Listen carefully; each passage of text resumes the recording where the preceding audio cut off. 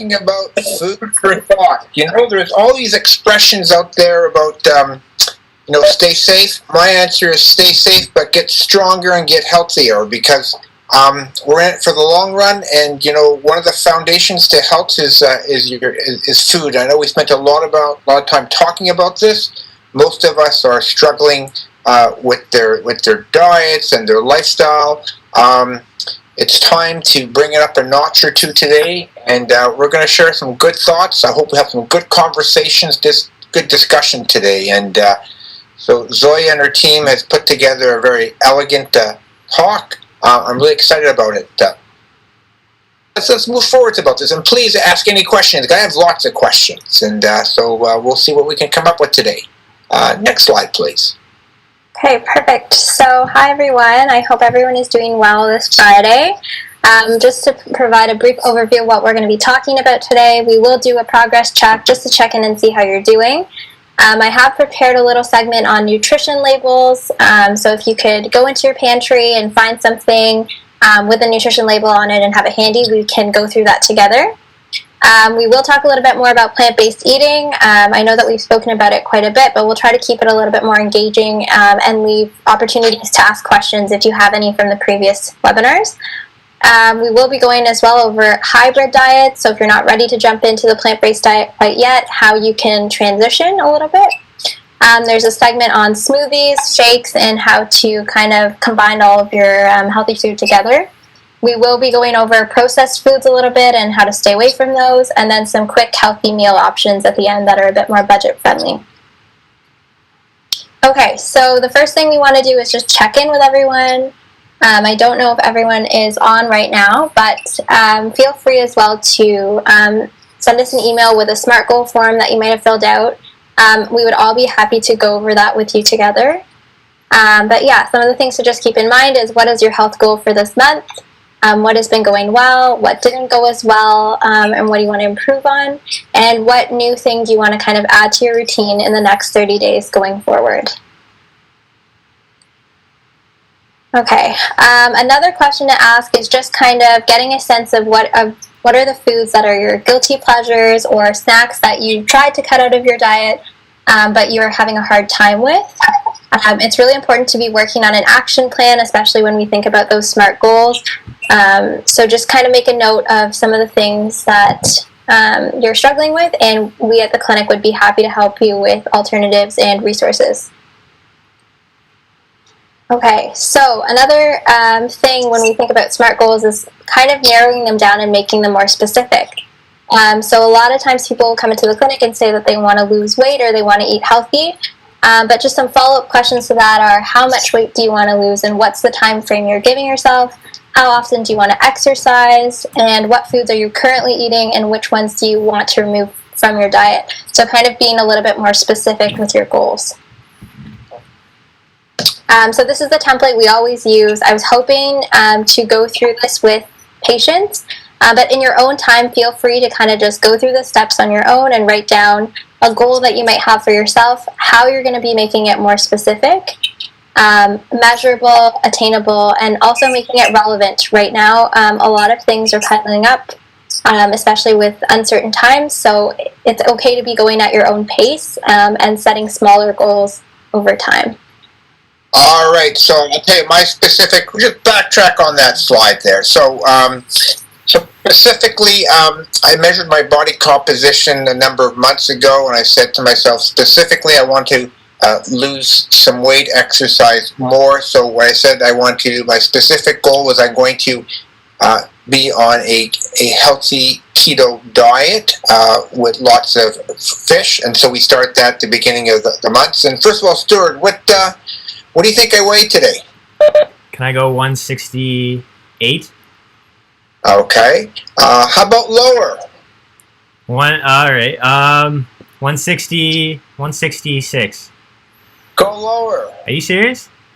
I got the 165. Nice. Wow.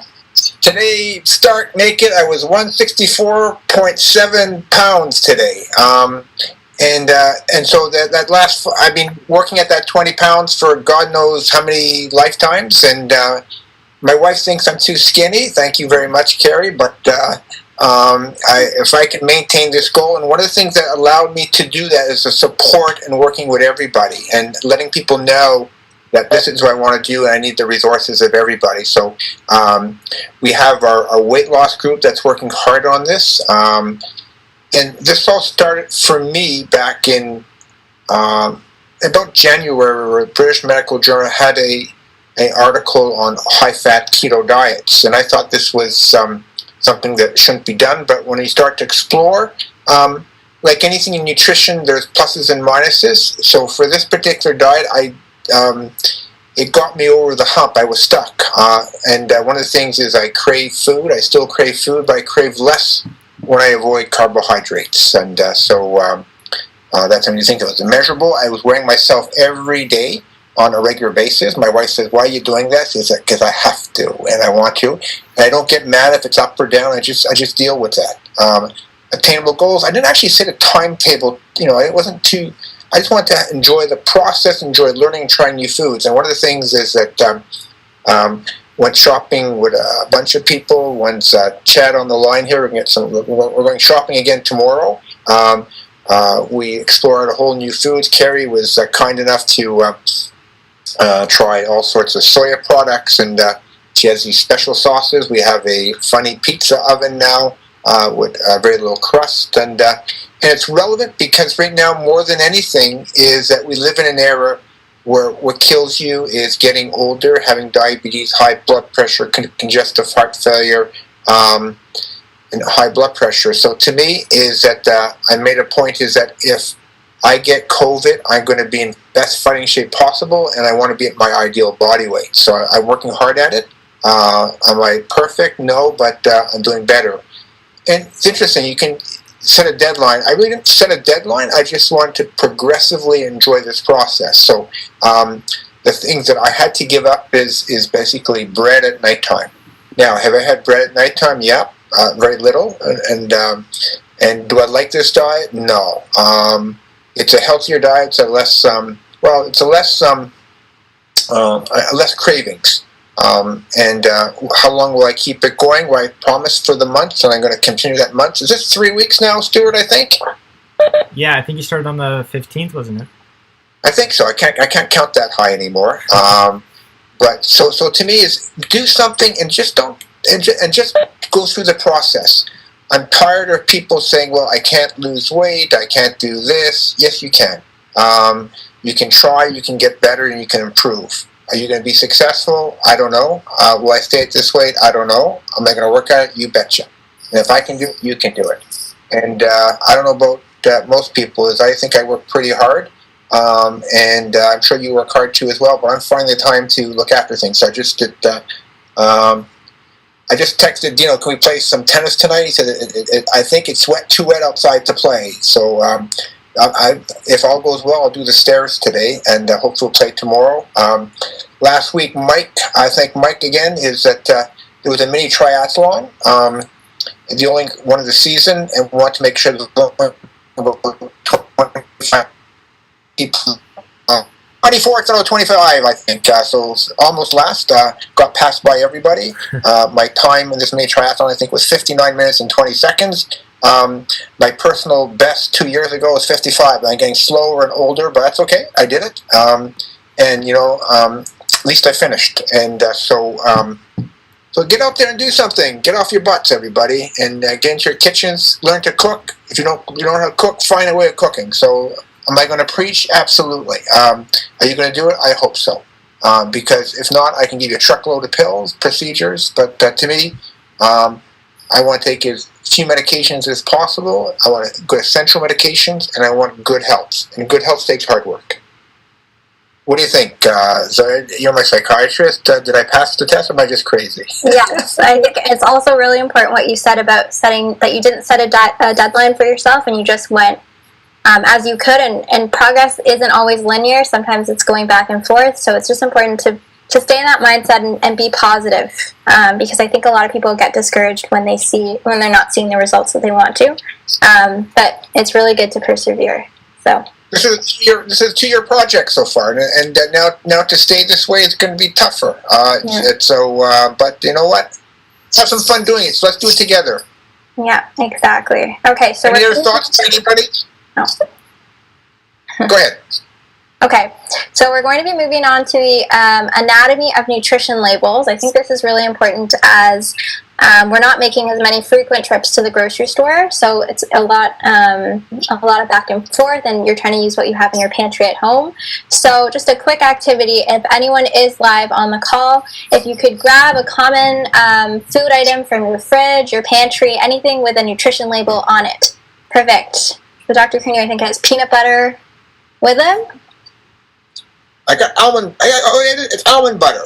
Almond butter. Okay, perfect. So almond butter is 2 tablespoons, 32 grams. That's 210 calories. Perfect. With 18 grams. So the first thing we're going to go over is the serving size, like you mentioned. So if everyone is looking at their nutrition labels, probably the first thing you'll see at the top is the serving size.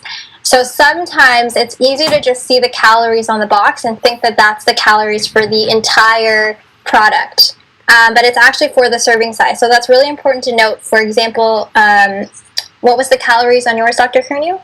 It's 210 calories for 2 tablespoons. Right. So if you ended up having 4 tablespoons on toast, that would be 420 calories from your diet. And as we've seen in the past, calories do play a huge role in weight loss and weight management. So that's the first thing to look at, the serving size, making sure that, for example, if you're making a box of pasta, that you're measuring how much of it or how much rice you're eating instead of just pouring the whole box in there. So that's the first thing to be cognizant of. The second thing we're going to look at is calories. So if you're comparing the calories and the serving size, once again, like Dr. Cooney said, it was 210 calories per 2 tablespoons.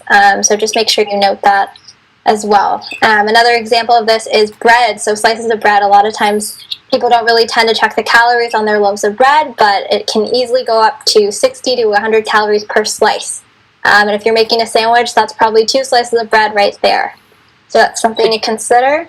So my bread usually has 100 to 150 calories per slice, and you got some slim bread there. Yeah. Well, the range really varies for breads, especially since there's a lot of new types of breads coming out that have a lot more ingredients in them, and also bread tends to be a very highly processed food, so that's also something to consider. But yeah, the calories can range probably even up to 200 calories. I haven't seen any, but I'm sure they're out there. Another thing to consider is the nutritional value of the food that you're eating. So there will be a section that says daily value, and this is kind of to evaluate based on all the foods that you're eating in a day, how much this food will contribute to that. So most of the daily value percentages that you'll see on the side are based on a 2,000 calorie diet.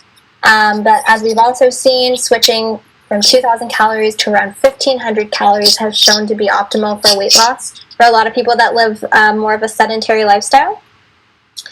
So for things such as cholesterol, trans fat, sodium, and saturated fat, you want to aim for products that have almost basically 0 or less than 5% of those items, particularly saturated fat and trans fat.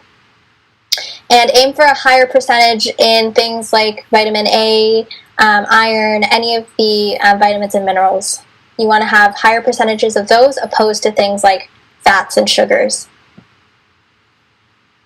Okay. The next thing I'm just going to go over is nutrition terms. So when you get a product and you see on the product, it might say like low calorie, low sodium. So when it's saying low calorie, you want to look for things that are actually low calorie, so under 40 calories or so. Looking also for things with lower values of cholesterol or saturated fat. A good source of that normally means it has between 10 to 19 or 10 to 20% of daily value for nutrients. And then also low sodium, you want to aim for 140 milligrams or less, especially since the American Heart Association has recommended less than 2,500 milligrams of sodium a day. Closer actually to around 1,500 milligrams of sodium per day. So you want to look for the sodium particularly. Okay, so this is another example of two products. They're the same, but they're also very different. So if we look at the sodium content here, it's been reduced with the reduced sodium option. So obviously, if you do have to resort to buying more canned or processed foods, always try and get the one with less sodium or less sugar. Okay, and then just some key notes as well. Choosing foods that are lower in saturated fat, low in added sugars, and low in sodium, because all of these things are linked to an increased risk of heart disease and diabetes. And then also as well, trying to get in as much of the vitamins and minerals you can from your diet. There's a lot of debate about taking supplements for vitamins and stuff like that, but if you can get it directly from your diet, that is probably the most beneficial way to make sure that you actually are getting those raw nutrients. Okay, so now I think Vakita is going to take over the plant-based eating section.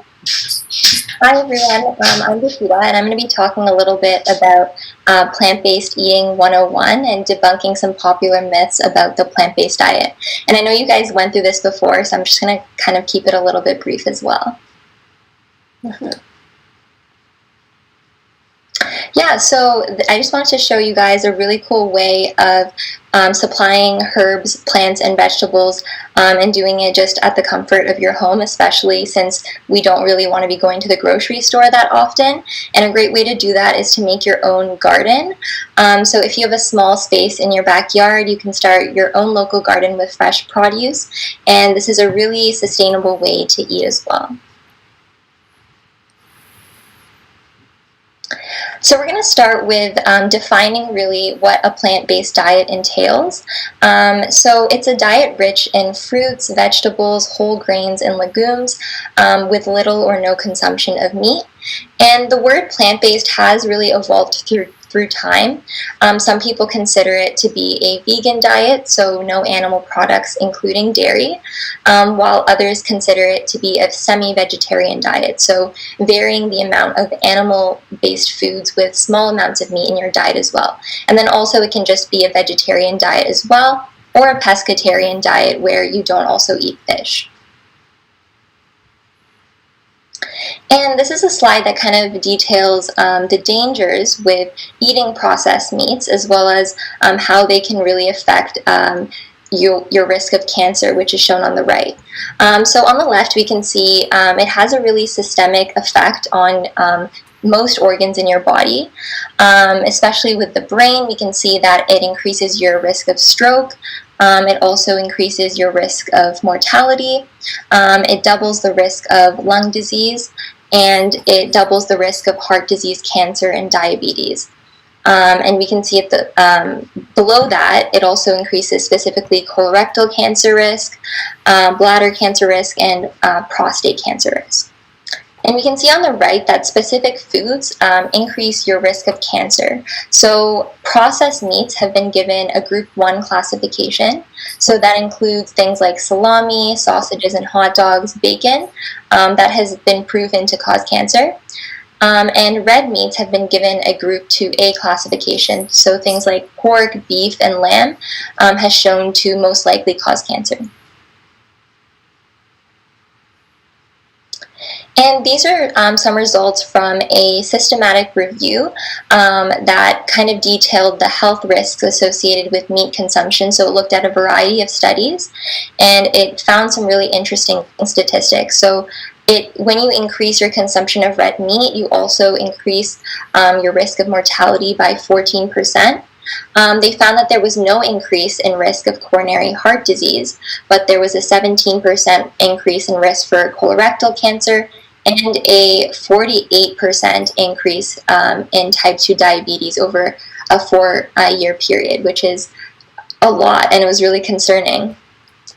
There's also an increased risk in mortality when you have processed meat, and that was a 44% increase in risk, a 42% increase in risk of coronary heart disease, and 18% risk in colorectal cancer. So we can see processed meat is definitely a lot worse than red meat. And so you might be thinking, what are the alternatives? Let's take the slide for a second. Let's go back one slide. This is actually kind of an important thing. Go back one more. Why is it going the other way? Anyways, we're going forward. So if you, so this is actually what we call association data. This is not the strongest level of information. This is where people who eat these foods have a higher incidence of these diseases. Now, I don't think anybody's going to argue that processed meat, bologna, processed foods, and things of that nature are carcinogenic when it comes to meat. So I always say that bacon is cancer on a stick. And so I've given that up. You point out very nicely that these are type 1 carcinogens. Type 1 carcinogens in experimental models. So to me is that I would recommend we avoid all processed meat whatsoever. Now when it comes to meat and pork and things of that nature, is that they've gone through levels of change. And the number one reason that I've given up predominantly meat at this stage is that for the animals and the environment, and there are some health benefits. So I think you still can be healthy and eat red meat, let's say once a week or so. There are some nutrition in that process, but you can also give up meat altogether and be healthy. So I think you'll see some controversy about that. I know that people are often polarized, but to me is that the less meat you eat, the animals, better for the planet and better for your health. And how you want to push that, that's up to you. But I don't know why at this point in time. It just doesn't make sense to take type 1 carcinogens into your body. Does anybody else feel differently about that at all? I'm just curious what people think about this. And I know they taste good, but I don't want to have cancer. Fire away. Yeah, so you might be thinking, if I don't eat meat, what are the alternatives? So red meat contains a lot of protein for muscle growth, vitamin B12, zinc to produce testosterone, and iron. So really good things. So how do I get that and also not consume meat? So you can get the same benefits and sometimes more from poultry, fish, eggs, and nuts, and also just following a plant-based diet. And as a vegetarian, I know myself, I can get a lot of these vitamins and proteins from eating a lot of legumes and beans and a lot of spinach as well for that iron. And I also take vitamin supplements in the morning just to make sure I'm getting everything I need. And here we have some of the benefits of vegetarianism.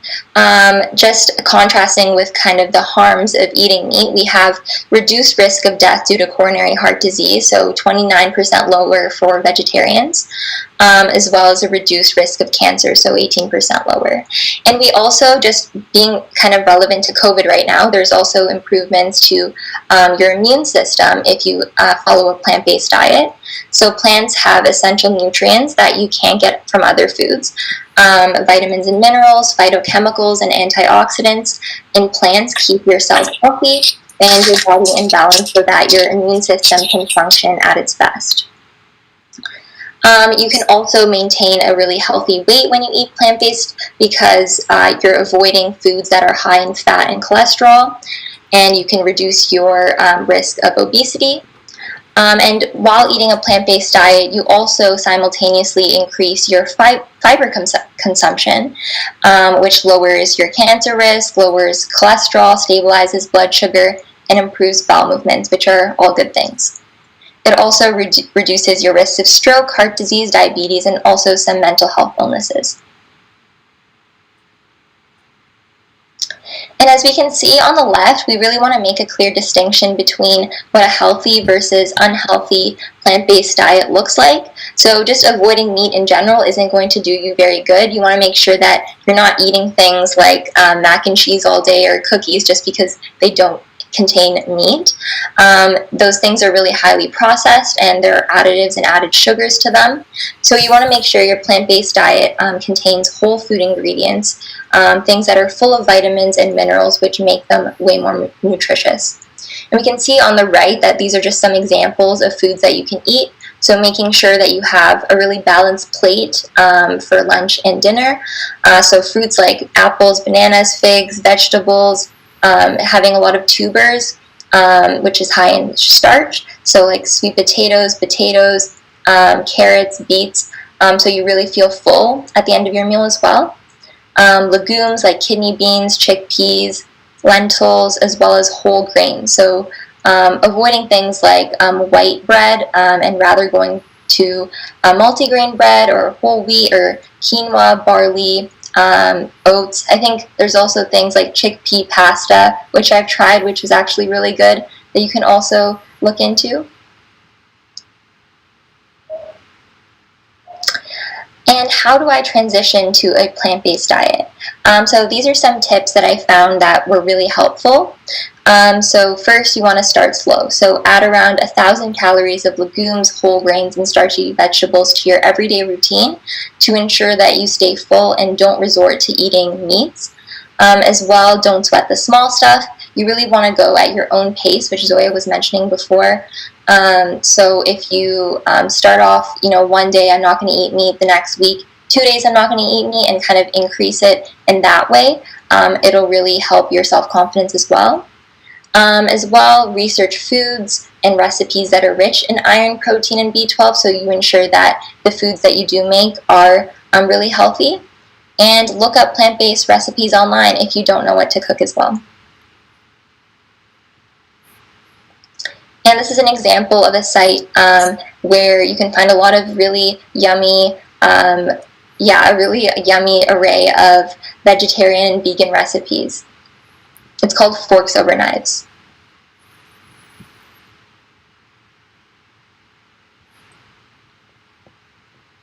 And yeah, that's about it for plant-based diets. And now we're going to go on to hybrid dieting. Perfect. Thank you, David. So we discussed at the very beginning talking about some SMART goals. And one of the concepts of SMART goals is making sure that it is realistic and attainable within a tangible time frame. This is kind of along the same vein as a SMART goal. So sometimes it can be very difficult for people to consider the idea of going from their typical diet to jumping right into a completely plant-based diet. We recognize that. So we wanted to discuss some strategies or things that you can consider, which might be a good first step, and hence the concept hybrid dieting. So if we can go into the next slide, this is something called the flexitarian diet. And with this flexitarian diet, the entire concept behind it is that plant-based dieting, while growing in popularity, is not the most attractive for some people because they're unwilling to give up some of those family classics that they really love. So they find it difficult to completely go plant-based diet, and so they take more of a hybrid approach. In that case, it basically means going a semi-vegetarian diet where you're trying to minimize the amount of meat and processed foods that you eat and trying to slowly increase the amount of plants and vegetables that you're eating. As we've discussed, there's a number of reasons why you might want to do this. It could be environmental reasons, it could be for your own health, it could be a combination of both, of course. But again, the focus of this diet is trying to minimize or reduce the amount of meat consumption. So you can even see in the picture right there, there's an example of meat and mushroom meatballs. So in this case, you are substituting some of the meat and putting in mushrooms instead as a substitute, which might taste like meat, but you're essentially minimizing the amount of processed meat you're eating and supplementing it with healthier alternatives. So if we go on to the next slide, the flexitarian diet was created by an individual named Don Jackson Blattner with the hope that you can kind of find the balance between the benefits of vegetarian food while still eating some animal products in moderation. So some things that you want to consider if you want to go onto a flexitarian diet is, how can I supplement these meats with things like vegetables, fruits, whole grains, beans, legumes, while also minimizing the amount of processed foods that you eat? Another thing as well you want to consider is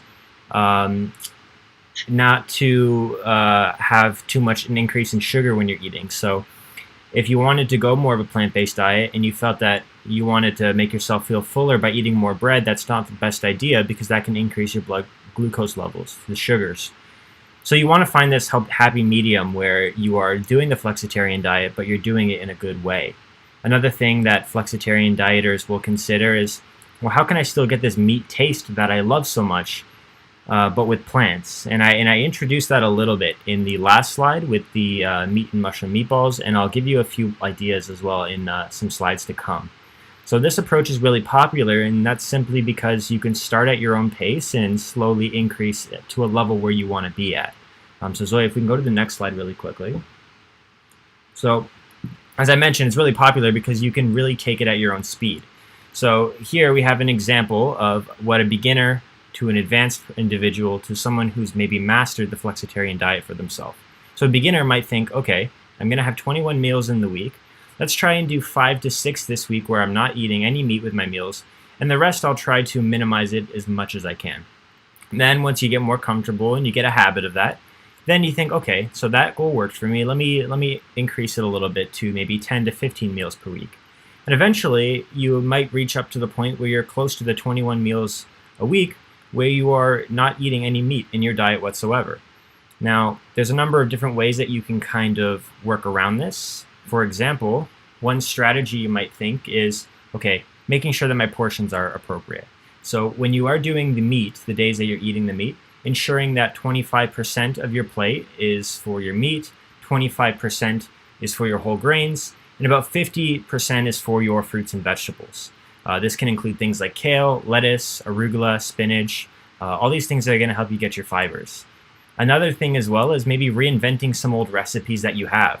For example, I'll go back to the spaghetti that we had, the spaghetti and meatballs. You might have a famous recipe that you've been having in the family for 50 to 60 years. Maybe trying something new with it a little bit and spicing it up with changing out one meat and substituting in a vegetable for it. You can also be sure to add things like soy sauce, mushrooms, potatoes, green peas, tomato sauce, all these things that are going to get that savory flavor that a lot of us really crave, especially within a typical all-American diet. And then finally, dipping into websites. There's plenty of websites online. You can just look up flexitarian diets, and they'll give you a number of different ideas for what you can try, which kind of gives you that balance between, again, what you're so used to and trying to implement more plant in your diet. So on the next slide here, you'll see some alternative substitutes that many of us maybe are familiar with. One is cauliflower. It's very, very common these days for people to roast cauliflower in the oven and put some cracked pepper, any ingredients that they want on top of it, and substitute that as opposed to, say, a chicken. Again, with mushrooms, there's so many Beyond Beef burgers now where they substitute in beans or mushrooms as a substitute for the ground beef. That's minimizing the amount of processed foods because, as we mentioned, that was pretty high on the scale of carcinogens. And this is a much healthier alternative. And it might not be something you even notice after a few times that you've had it. So these are just a few ideas, and on the next slide I'll give you a number of others as well.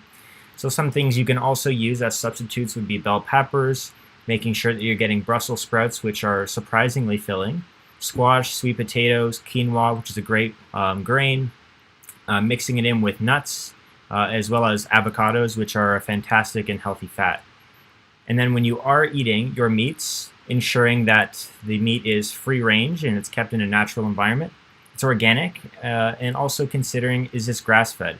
Because we know that these are some of the ways that you can eat those meats while ensuring that you're actually getting these macronutrients that you want, because we know food that's grass-fed or organic is much higher in vitamin C, iron, magnesium, phosphorus, and a number of other nutrients of that nature. And so we discussed it a little bit with the plant-based diet in terms of what are the benefits of going on this type of diet plan. So there's so much research available with vegetarian diets and vegan diets. So the flexitarian diet can maybe get kind of drawn out. There's not too much research exclusively on it, but if we can draw what we've learned from vegetarian and vegan diets, we can imagine that some of these benefits would include managing your heart disease because you're eating less processed foods, managing your weight because you're taking in less sugars, and then also decreasing risk of diabetes, again, as I mentioned, because of these less sugars that you're eating. And finally, as well, if this is an approach you're taking to be healthier for the environment will appreciate that as well. And then finally, for the vegetarian and vegan diets, some things to also remember are, okay, if I'm going to be going on this diet, how can I ensure that I'm still getting all of these nutrients that I need? So making sure that in your plant-based diet, you still get you're still getting the potassium, you're still getting the phosphorus, magnesium, all of these things that you want in your diet that you might be losing if you went or if you did this approach the wrong way. So here's a picture of what a flexitarian diet may look like if you were to implement some meat in it.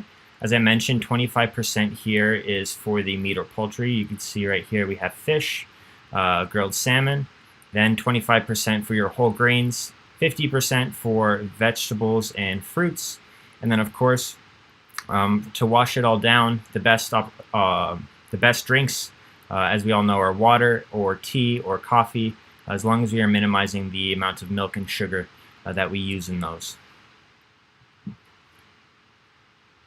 So next we'll move on to a topic that is a little bit on the fun side, smoothies and shakes. The one thing that is really interesting about a plant-based diet is it opens the door for smoothies and shakes that many of us really do love.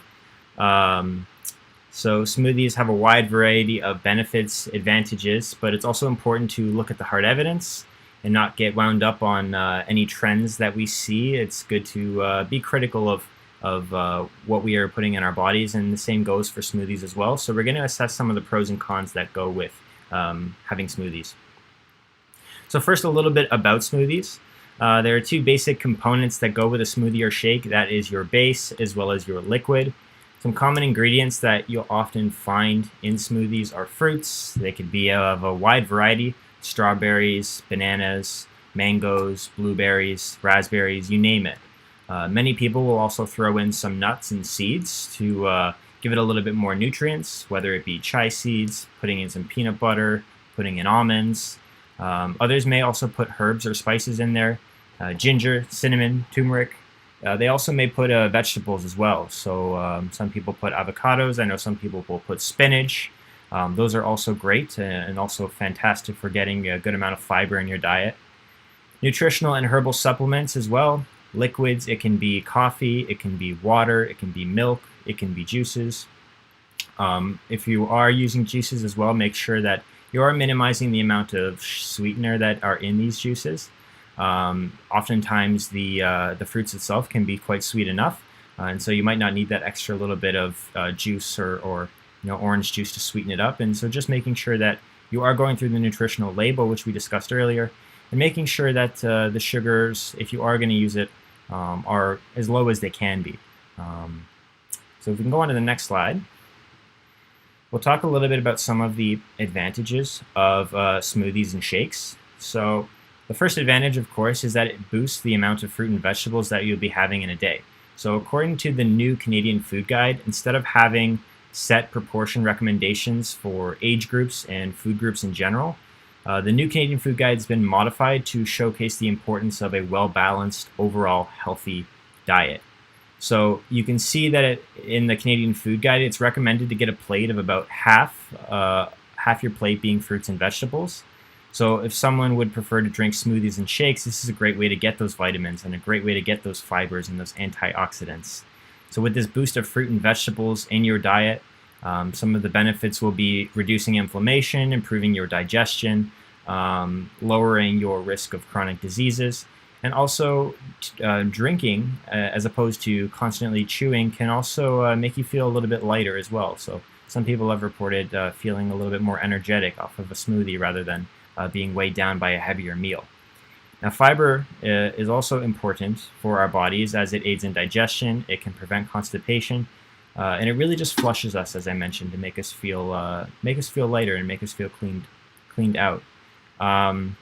Fiber-rich foods can include things like nuts, carrots, raspberries, and plenty of other fruits and vegetables, which I've talked about. And of course, we want to talk about the element of convenience that comes with fruits and with smoothies. So whether you're on the go and you want something that's quick and nutritious, as long as you have a blender and some of these basic ingredients, you can throw them all together and try a number of different combinations. And that's exciting as well, because you might not create the same smoothie every single time, and it keeps things fun and exciting.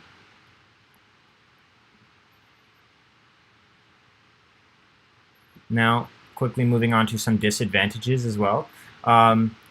some people might find that when they are blending all of their ingredients together, they might have a tendency to potentially overconsume and not use the appropriate portion sizes. So you want to also just be cautious of how much you are putting in your blender and making sure that your caloric intake isn't more than it would have been if you didn't try these smoothies. So making sure that you're portioning out the fruits and vegetables, juices, liquids, anything that you put in there. Another con as well is that because it is a liquid, it might not satisfy you for as long as what a meal would. So because you're chewing less, the liquid will be emptied through your stomach a lot faster, and so you'll probably be hungrier a lot sooner. Finally, pre-made options. A very common quick stop these days is booster juice. I know we have one on campus, and sometimes students like myself will supplement that as a meal for the day. But we also just want to be critical of acknowledging whether this is actually a healthy choice for us, or if what we're drinking is primarily sweeteners and sugars mixed in with some fruits. So just if you are going to be using pre-made options, again, making sure that you are going through websites to find their nutritional ingredients, or just reading nutritional labels at the grocery store.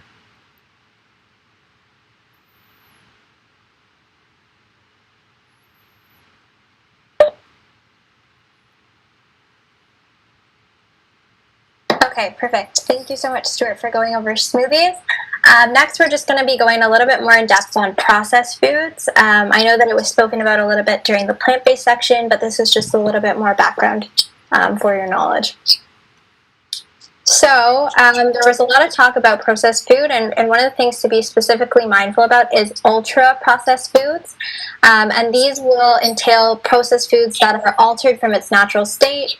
So they could be frozen, dried, milling, canned, mixed with a lot of added salts and sugars, and a lot of other addictive additives as well. So they're often multi-ingredient, industrially formulated, and mixtures that are processed to the extent that they're no longer recognizable as their original form.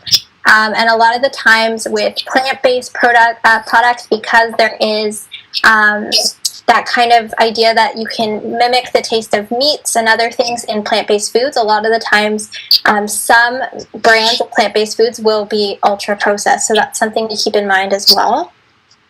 Not all processed foods are necessarily unhealthy, but many of them do contain a high level of salt, sugar, and fat that, like I said from the nutrition label section, you want to be mindful of when you're in the grocery store to look for those things and be aware of that. Okay, so negative impacts of processed foods.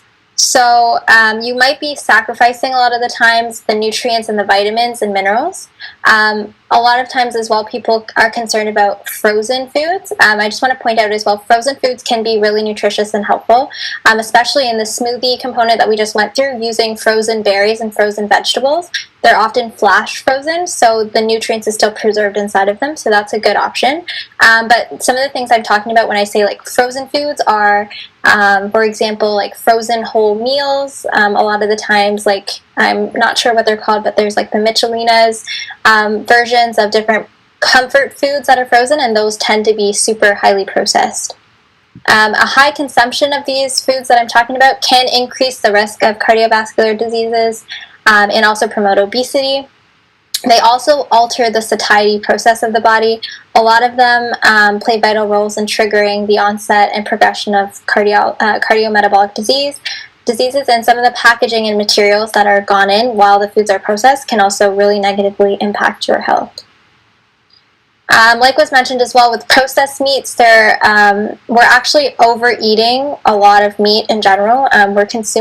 People normally attribute their meats to how they get proteins, but we're actually over-consuming a lot of processed meats, and we don't actually need as much protein as we think we do. So I'll go over that in a second. But a study example here found that more than 200,000 women found that eating processed meat, so 20 grams of it a day, so less than half of a standard hot dog, increased their risk of breast cancer by 21%. And then as well, a 17-year study on 8,000 subjects showed that people that consume processed meat are 38% more likely to develop diabetes. So I can definitely link these studies as well to the video later for you to take a look at. But just to remember, like a hot dog, bacon, all of these processed meats are type 1 carcinogens, like Dr. Kearney mentioned. Okay. Yeah, so when I was mentioning protein and how much processed meat we actually consume, I believe the amount that we actually need is our weight in kilograms times 0.8%, times 80%, or times 0.8. So you can do that calculation on your own, but it's not, it's definitely not 285 grams shown here. So we're actually, we kind of underestimate how much we incorporate processed food into our diet, especially if we're eating 3 meals a day. So that's something to consider as well. We have a tendency to overeat it, especially in fast food, when we can have like more than 1 hamburger at a time, let's say. So that's just something to be aware of going forward, is that we actually don't need as much of this processed meat to supplement our protein that we think we do. Okay, so this infographic here is just a quick skim across. The food label can make a really big difference, like I mentioned with the nutrition labels before. Try to familiarize yourself as you go with the Canadian food guidelines as well. They're available online, and it's really good to just go through them on your own time when you can, and kind of see how you can adapt your diet to follow them. As well, some ingredients are listed by weight, so that's something you can note on your food labels. And sugar and salt, one of the big things with food labels, they're often disguised in the way that they're phrased. So corn syrup, high fructose corn syrup, honey, agave nectar, all of these things are also basically come under the category of sugar, but the way that they're worded, sometimes we don't pick it up when we're reading the label. So that's just something to keep in mind when you are in the grocery store as well. Okay, so just to cut back on ultra-processed foods, just also be aware of the advertising, the packaging, the marketing. A lot of the times in the grocery store, we'll pick up things and they're designed kind of, with psychologists kind of designing them to be really attractive looking, so we will tend to pick them up, and they tend to be in the middle aisles of the grocery store. So if you can, try to shop around the outskirts, go to the veggie section, the fish, the dairy, but try to avoid the inner aisles where the ultra-processed food normally tends to lie, and these can be in things like cereals, crackers, things with really attractive packaging that we kind of see and want to, but try to stay away from those. As well, try to dine with friends and family. I know that right now it's really difficult to connect with everyone because we are in a really unique situation. But if you can eat with other people, studies have shown that people tend to adjust their eating habits when they're eating in large groups. But that can go 2 ways. So try to surround yourself with people that are also motivated to be healthy. That's another thing as well. Try to establish support systems where everyone can hold each other accountable for what they're eating, or if they're going out to exercise and stuff like that. As well, right now restaurant eating isn't really a big thing, but if you are going to a restaurant, one of the things I've noted that's really important is to kind of just, if you're unsure about anything in the food, to just ask. Because you won't know unless you ask. And also, in terms of cutting down calories and trying to stay on track with your health goals, a lot of the times you can ask them to portion half of your food away for the next day to minimize how much you're eating, because I know that it's really tempting with that plate in front of you to just finish your whole meal. But if you kind of ask for half to be put away, then you're eating less and also staying within your health guidelines. And don't be too hard on yourself. I know that a lot of our choices are made at the grocery store, and it's a trial and error process. So we're all here to learn and make mistakes together and learn from them. So making these changes in your diet will definitely take some time and some thought, but don't feel pressured that you have to do it all at once. Really evaluate the resources that you have and see where others can also step in and help you along the way so you don't feel alone. Okay, so as well, if you can, just take a look in your refrigerator and your pantry and kind of look for these things. So we have breakfast cereals, yogurts, frozen and canned, mostly canned items, I would say. Like meat products like bacon, sausage, ham, microwave ready meals. These tend to be highly processed. Cakes, cookies, soft drinks. Like if you see any of these items in your fridge, let's talk about how we can swap those.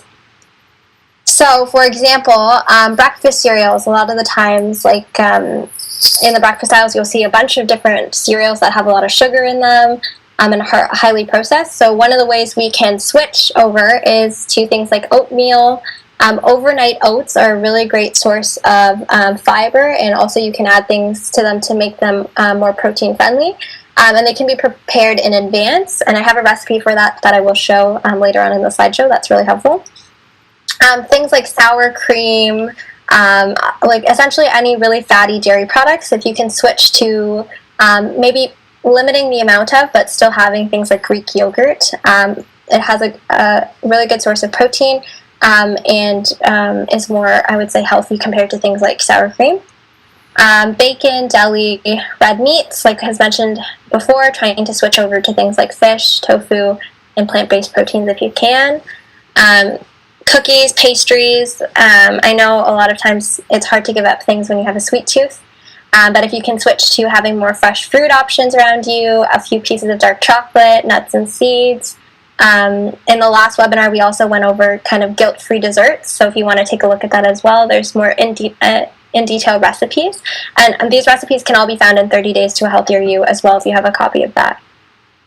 And then, like was mentioned, the best beverage is water.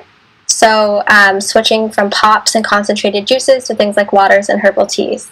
And then lastly, salad dressings. If you have a lot of salad dressings in your fridge, I would strongly recommend you switch to either making your own or just using lemon or lime juice over your vegetables, or pure balsamic vinegar. Those are all low-calorie options and are also low sodium and low fat. Okay. So next we're just going to go briefly over foods that are a little bit more convenient to access and to make at home. So I also want to point out that I recognize a lot of the times, especially with the pandemic, that accessing a grocery store might be difficult.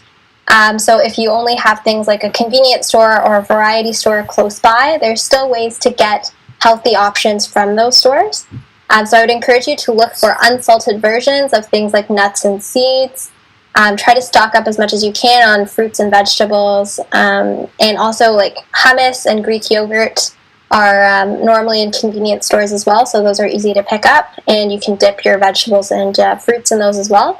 And then try to get things like oatmeal that you can make at home with just a little bit of water, and then you can add things like those nuts and those fruits and vegetables to your oatmeal.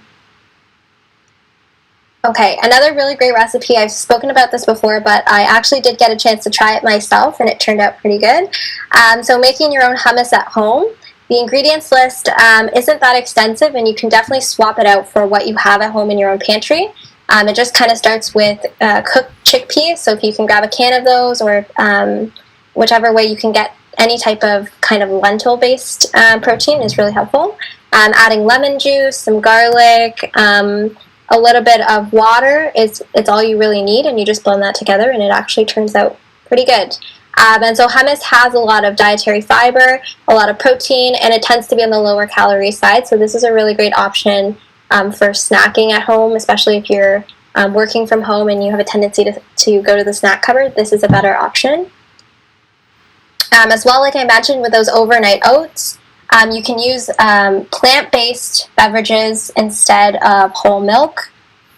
Chia seeds add a lot of really great protein to these. You can sweeten it with a little bit of maple syrup, cinnamon, or vanilla. And you can keep this in the fridge overnight, add your favorite berries and toppings, and it's good to go. So it's low prep and not as expensive as most people think. Okay, other quick options that you can get from the store. Beans, a lot of the times you might have to rinse the beans if they're in a salty liquid, but cans of beans are actually really helpful to incorporate protein into your diet. You can pair them with rice, and they actually make a complete protein. As well, like we mentioned with the smoothies, accessing frozen fruit is not a bad idea if you're worried about it going bad, because the shelf life of fruit doesn't tend to be that long. So frozen fruits for your smoothies and for your desserts are a really great option. And then as well, trying to get, if you can't get things like large pieces of salmon, trying to just use canned salmon or canned tuna, just rinsing it a little bit to get rid of the brine, but it also still has its nutritional benefits.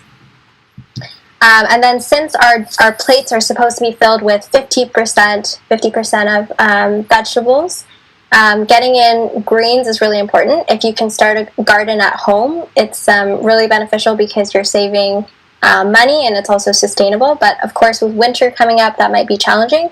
But just trying to switch up as many of the greens that you add so you're not bored with them. So you can do kale, arugula, spinach, lettuce, mixing it up a little bit so that you're still getting a variety, but also still staying healthy. And then oatmeal, like we mentioned, and here's the low-fat Greek yogurt that we also talked about. Okay, so we went through that section a little bit quickly. If anyone has any questions at all, feel free to ask. I just put this slide on here as well because a lot of the things that we are mentioning are in 30 Days to a Healthier You, so if you have a copy and you can follow along, that's good. Does anyone have any questions? So to me, is how do you help people who have cravings and say like I have a sweet tooth? And what do you suggest? So at the beginning, that can be really challenging because just going cold turkey and cutting out those foods are really challenging. What I would encourage you to do for people that are adding sugar to their diet, so let's just take like coffee and tea as an example. I would encourage you to try other sweeteners or other alternatives like honey or maple syrup and just kind of portioning really small amounts versus putting in whole teaspoons of sugar.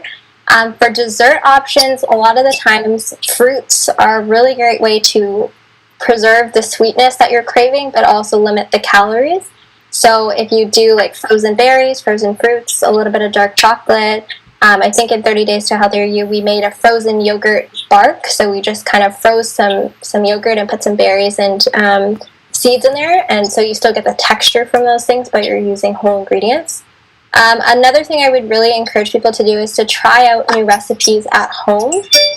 So if you are craving things like banana bread and such, if you can try to make it at home yourself versus buying store-bought, because at least at home you kind of know what you're putting into it versus buying store-bought. There tends to be a lot of added sugars and added fats that we don't really see when we look at the label.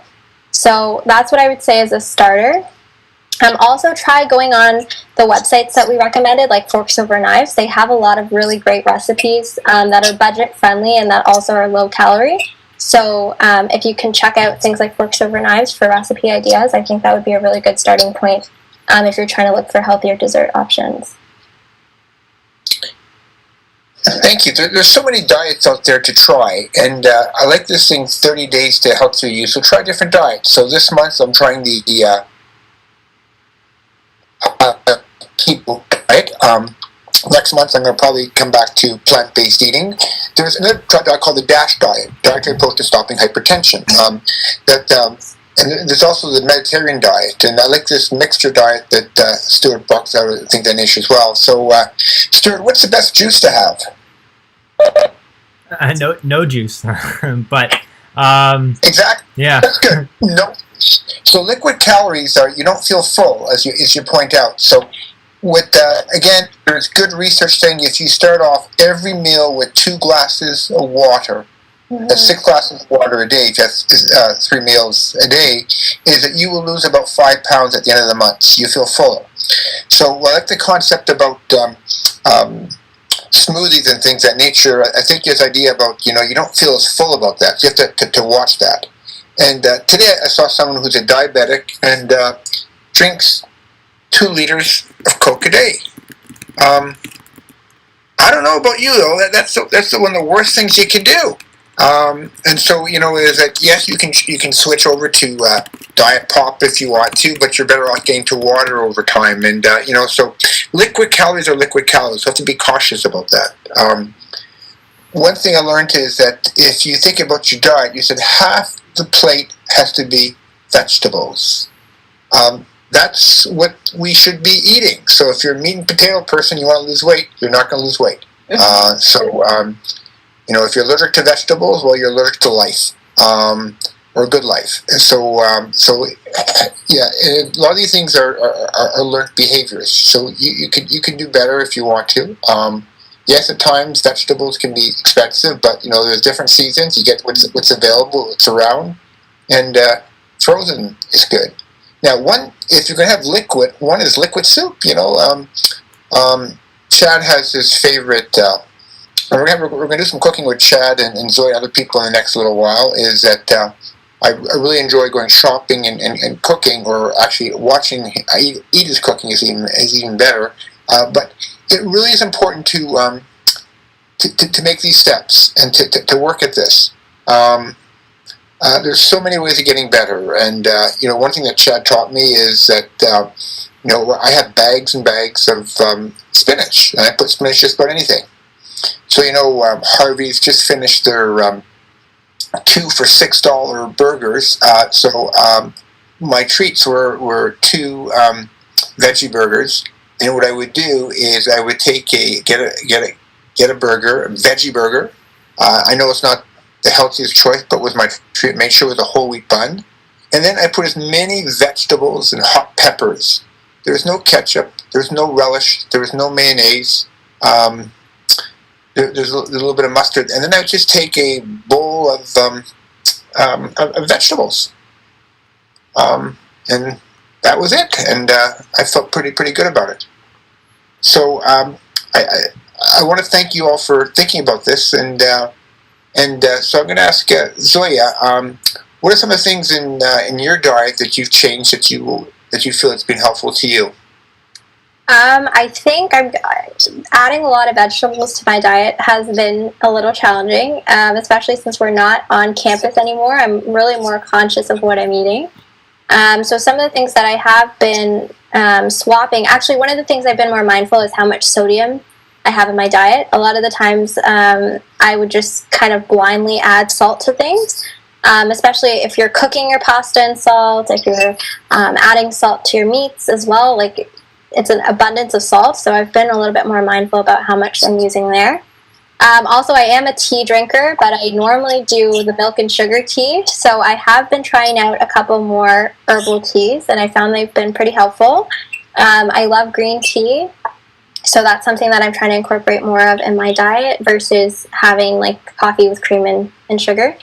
So yeah, it's been a process, but I'm also really enjoying just having a little extra time to make my meals at home. So going to the grocery store, choosing the things I want to, and then coming home and preparing the meals. Like, the whole process has been really eye-opening to being more conscious of what I'm putting in my diet. But definitely I would recommend, as a starting point, if you can, for all those coffee drinkers, to try and switch at least to a plant-based beverage as your creamer, and to reduce the sugar that you put in there by at least half.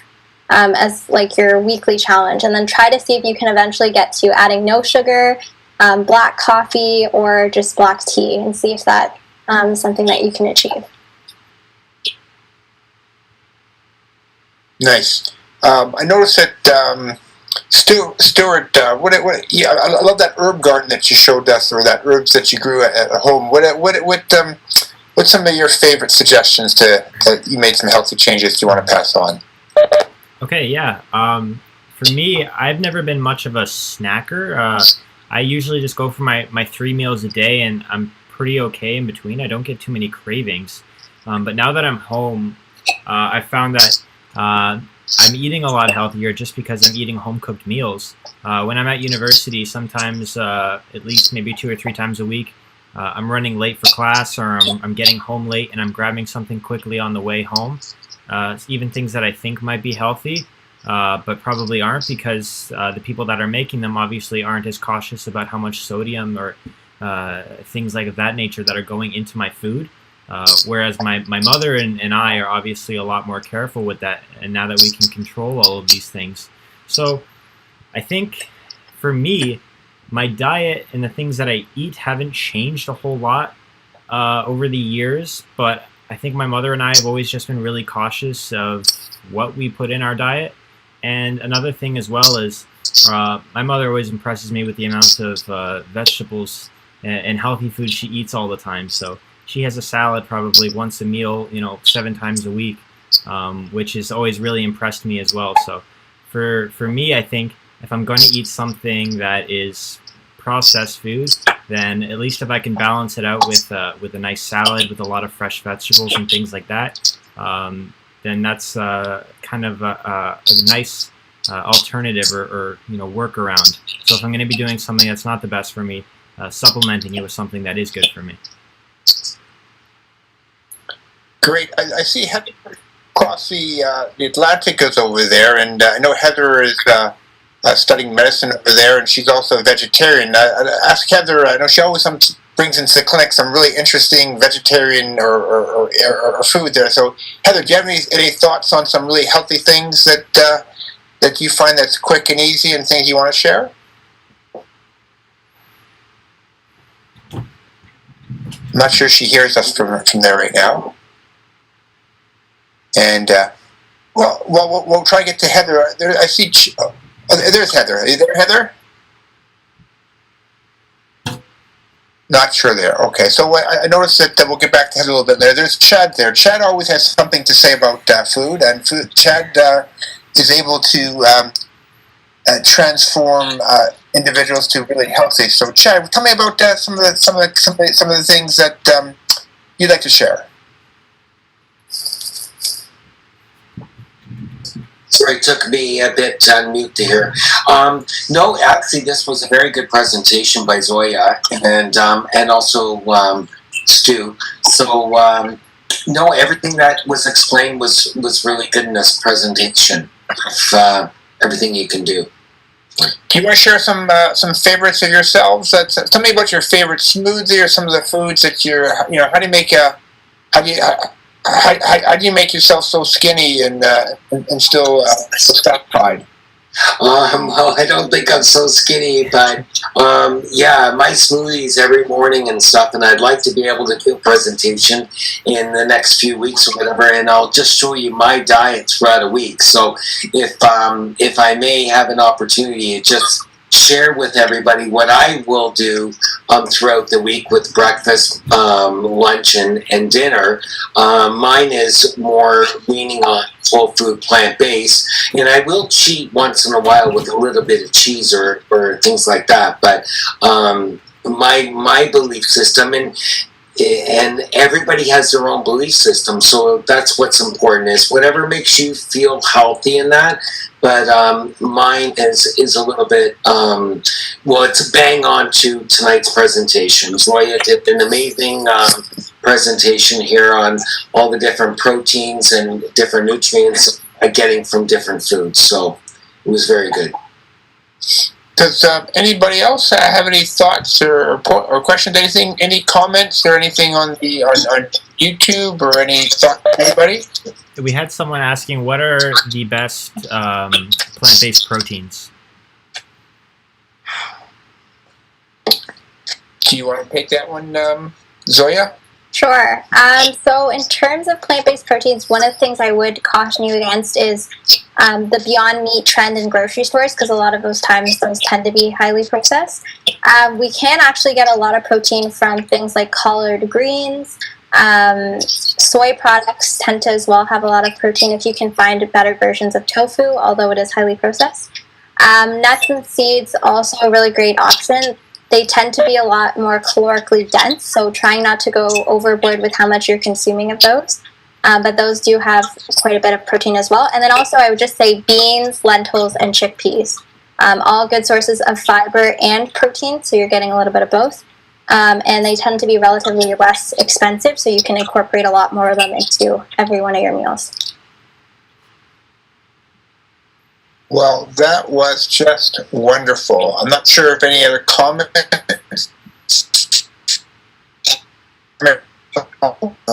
I think this diet, there's so many foods to experiment. We all learn to have to cook better and maybe get our gardens as time goes on. And just enjoy the process of change. So if you can walk away with some thoughts, is anything that's white should be green. Avoid anything that's processed. Somewhere between up to 60% of calories that most North Americans eat are processed food. Get away with the liquid calories. Add more fiber to your diet. Add more beans to your diet. Add more greens and different colors of vegetables and fruit. There's so many ways of doing this. Like oatmeal is a great food. And there's so many good foods out there. I know it's hard, but you know what? also tastes great. So as people say, stay safe, stay safe, get stronger, and diet's a big component. So I want to thank all the speakers there. I'm not sure if there's any other comments from anybody else out there. Well, we got some links here. Tell us about the links here. Oh yeah, so I just wanted to mention as well, you could take a picture of this. It'll also be in the slides. These are some really great links to just educate yourself and learn more about. Forks Over Knives, like I mentioned, they even have a meal planner feature if that's something that you wanted to check out. If you can just put in like things from your diet or things that you want to, and they'll make a meal plan for you. And then as well, a really helpful link is Control Your Appetite. They just have a lot of really great information on weight loss. And then these ones as well, just check them out if you have some time.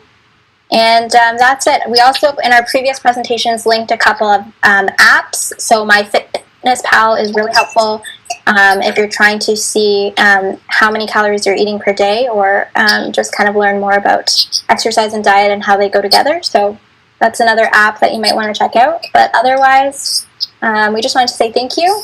And you can email us at drkernew232@gmail.com if you have any questions. And definitely send us some pictures of things that you've tried out. We would love to incorporate them into our future webinars. So if you've been successful or you haven't, but you tried, send us a picture or a link, and we would love to incorporate that into our presentation. So don't forget to go back and look at the wonderful webinar that Zoya helped produce, Eating Healthy for Less. There's in the cholesterol talks, there's things on diet, the triglyceride talks, there's diet. There's lots of good things on there on diet to try different things.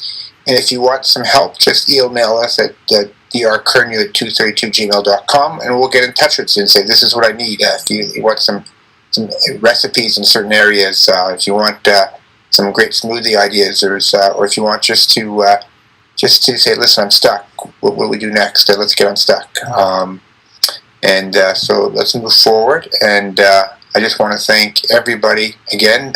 Great presentations, great insight, and let's get healthier. And I think for those that who know us, this is actually one of the shorter presentations. We're trying to get shorter.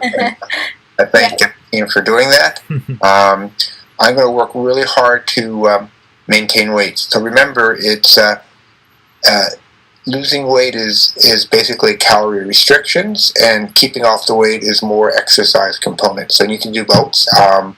And I want to keep as healthy as I can. I need all your supports, and so just keep healthy. Chad, we're going to get together this weekend, I hope, and those who want to play some tennis. I hope the weather's okay. I want to play tennis tonight, but I hear it's too wet.